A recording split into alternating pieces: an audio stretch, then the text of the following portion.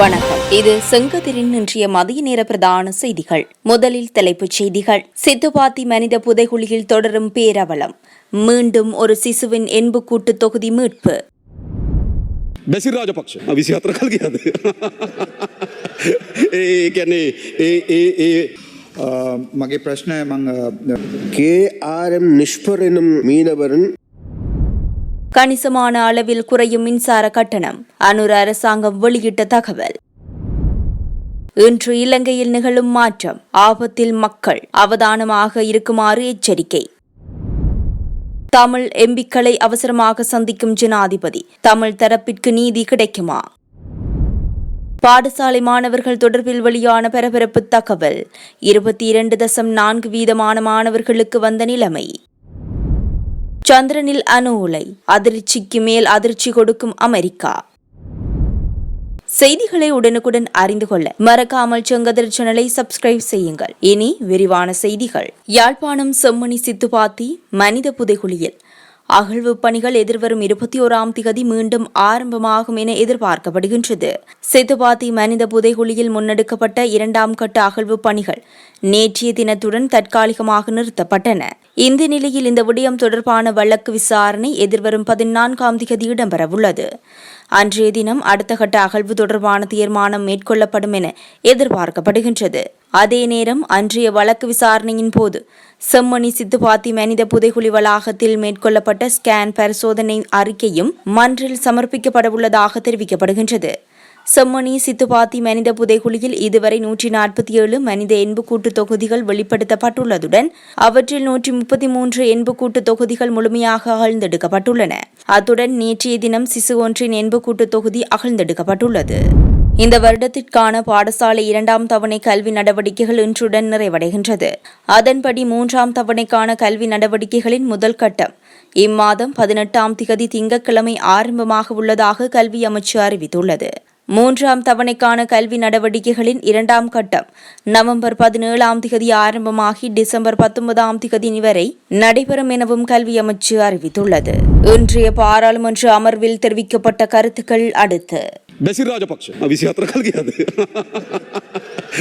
ඒ කියන්නේ මගේ ප්‍රශ්නය මම කියවන්නම් කරු KRM நிஷ்பரெனும் மீனவரின் ප්‍රාර්ථනාවන් ඉන්දියාවේ සිට 15ට 20ට අඩු වෙයි කිව්වා ප්‍රාර්ථනාවන්. නිසා තමුන්නාන්සලා හැම වෙලාවෙම අපේ රටේ ආර්ථිකයේ ව්‍යසනයක් ඇති වේවි කියලා කුරිරු සිහිනයක් දකිනවා. කුරිරු සිහිනය. විනාශකාරී සිහිනය. මතකද බලන්න. ඒ විනාශකාරී සිහිනය සිදුවන්නේ නැහැ. ඒක විතරක් ලියලා තබා ගන්න. දේශපාලනේ වෙන රාමුවකින් කරන්න පටන් ගන්න. වෙන රාමුවකට ඕගොල්ලෝ දේශපාලනේ මාරු කරන්න. ওই රාමුව වැරදි. නැත්තම් දැන් අගෝස්තු ජනාධිපති පාර්ලිමේන්තුවෙත් නැහැ. අඩුම තරමේ. දැන් හිතන්නේ අගෝස්තු ජනාධිපති කෙනෙක්. පාර්ලිමේන්තුවෙත් නැහැ. දෙසැම්බර් ජනාධිපති කබීර් සැලසුම් හදලා ඔක්කොම කරලා තියෙන දෙසැම්බර් මාසේ පුටුවේ වාඩි කරවන්න කියලා කිව්ව නේද? කොහමද දෙසැම්බර් තව මාස 3යි. 24 කල් ගියාද? ඒ කියන්නේ ඒ ජනාධිපතිවරය පුටුවේ වාඩි වීමේ තීරණය දෙසැම්බර් සිට 27 දක්වා කල් තැබීමේ යෝජනාව ගේන්නේ සම්පත්. ඉතින් ඔයගොල්ලෝ යෝජනා ගේනවා කල් තබනවා. ඔක හැමදාම කරන්න වෙනවා. හොඳයි. දෙසැම්බර් ජනාධිපති කෙනෙක් ඇති වෙන්නෙත් නැහැ මතක තබා ගන්න. ඒ නිසා තමුන්නාන්සලාගේ මේ දේශපාලන ව්‍යාපාරය දේශපාලන මතය වෙන රාමුවකින් නම් දේශපාලනය කරන්න පටන් ගත්ත කියලා මම හිතනවා.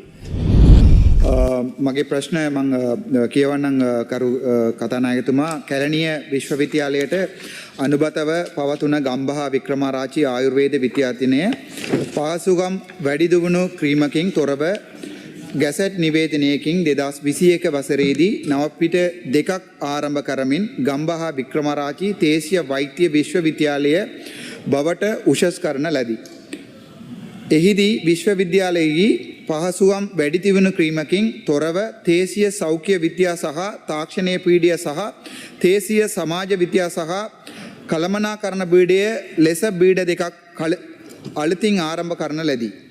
මෙහි දේශීය සෞඛ්‍ය විද්‍යා සහ දාක්ෂණය බීඩය වැඩිම ශිෂ්‍ය සංගාවයක් සිටින පීඩයක් වෙන අතර මේ වන විට සිසුන් 1000කට අධික සංඛ්‍යාවක් එම පීඩියේ ඉගෙනුම ලබයි. ஆர்.எம். நிஷ்பர் என்பவர் கடலில் காணாமல் போயுள்ளார். 2024/12/20 திகதியில் கேஎல் இர்பான் மீனவர் கடல் தொழில் மற்றும் நீரியல் வளங்கள் திணைக்களத்தில் தலையீட்டினால் இலங்கைக்கு அழைத்து வரப்பட்டுள்ளார். காணாமல் போன KRM நிஷ்பர் எனும் மீனவரின் வாரிசுதாரர்களுக்கு இழப்பீடு வழங்குவதற்கு 2025/6/20 எங்களுடைய கடல் தொழில் திணைக்களத்தின் மூலமாக அவர்களுக்கான அறிவிப்பு வழங்கப்பட்டிருக்கின்றது.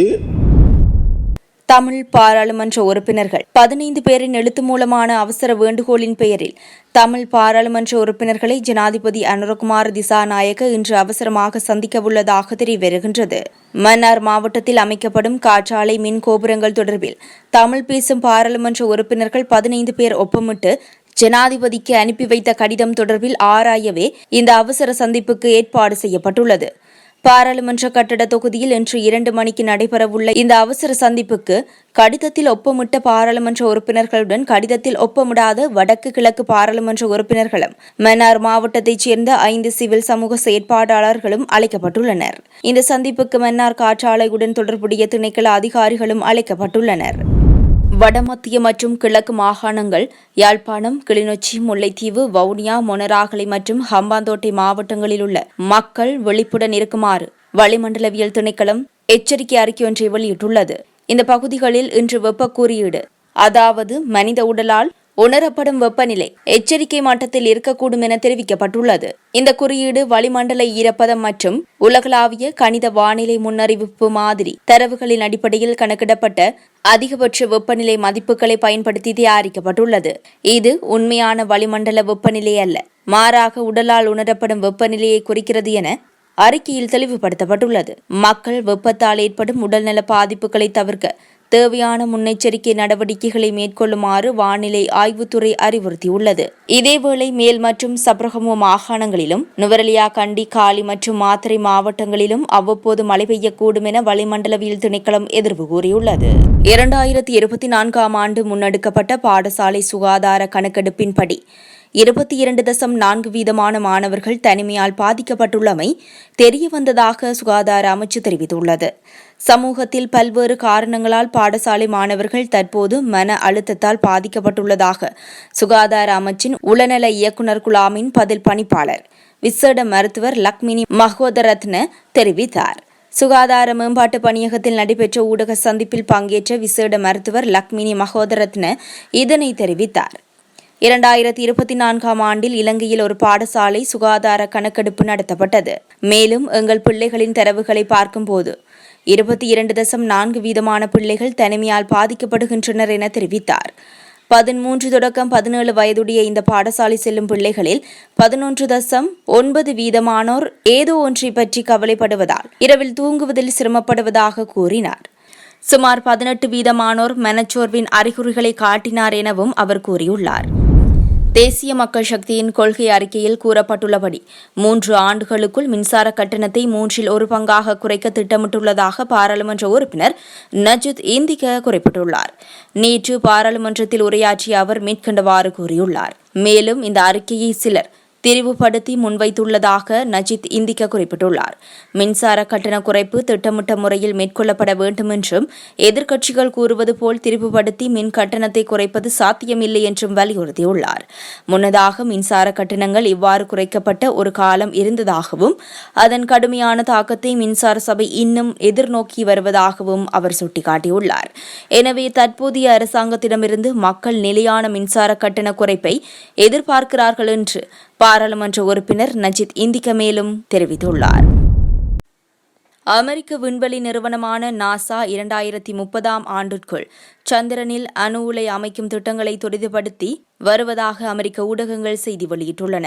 மனிதர்கள் சந்திரனின் மேற்பரப்பில் வாழ நிரந்தர தளத்தை உருவாக்குவது அமெரிக்காவின் லட்சியங்களின் ஒரு பகுதியாகும். நாசாவின் செயல் தலைவர் சீனா மற்றும் ரஷ்யாவின் இதேபோன்ற திட்டங்களை குறிப்பிட்டு இரு நாடுகளும் சந்திரனில் ஒரு தனிமைப்படுத்தப்பட்ட மண்டலத்தை அறிவிக்கலாம் என்றார். ஆனால் நாசாவின் சமீபத்திய மற்றும் கடுமையான பாதிட்டு வெட்டுக்களை கருத்தில் கொண்டு இலக்கு மற்றும் காலக்கெடு எவ்வளவு யதார்த்தமானது என்பது குறித்த கேள்விகள் உள்ளன. அமெரிக்கா, சீனா, ரஷ்யா, இந்தியா மற்றும் ஜப்பான் உள்ளிட்ட நாடுகள் சந்திர மேற்பரப்பை ஆராய விரைந்து வருகின்றன. மேலும் சில நிரந்தர மனித குடியேற்றங்களையும் திட்டமிடுகின்றன. 2022ஆம் ஆண்டில் நாசா ஒரு உலை வடிவமைக்க நிறுவனங்களுக்கு $5 மில்லியன் மதிப்புள்ள 3 ஒப்பந்தங்களை வழங்கியுள்ளது. இந்த ஆண்டு மே மாதம் சீனாவும் ரஷ்யாவும் 2035ஆம் ஆண்டிற்குள் சந்திரனில் ஒரு தன்னாட்சி அணுமின் நிலையத்தை கட்டும் திட்டங்களை அறிவித்தன. பெரும்பாலான விஞ்ஞானிகள் சந்திரனின் மேற்பரப்பில் தொடர்ச்சியாக மின்சாரத்தை வழங்க இதுவே சிறந்த ஒரே வழி என்று ஒப்புக்கொள்கிறார்கள். ஒரு சந்திர நாள் என்பது பூமியில் 4 வாரங்களுக்கு சமம். இதில் 2 வாரங்கள் தொடர்ச்சியான சூரிய ஒளியும் 2 வாரங்கள் இருளும் இருக்கும். எனவே சூரிய சக்தியை நம்பியிருப்பது மிகவும் சவாலானது. இத்துடன் செங்கதிரின் மதிய நேர பிரதான செய்திகள் நிறைவு பெறுகின்றன. எமது அடுத்த பிரதான செய்திகளை இன்றிரவு 6:30 மணிக்கு எதிர்பாருங்கள். செய்திகளை உடனுக்குடன் அறிந்து கொள்ள மறக்காமல் செங்கதிர் சேனலை சப்ஸ்கிரைப் செய்யுங்கள்.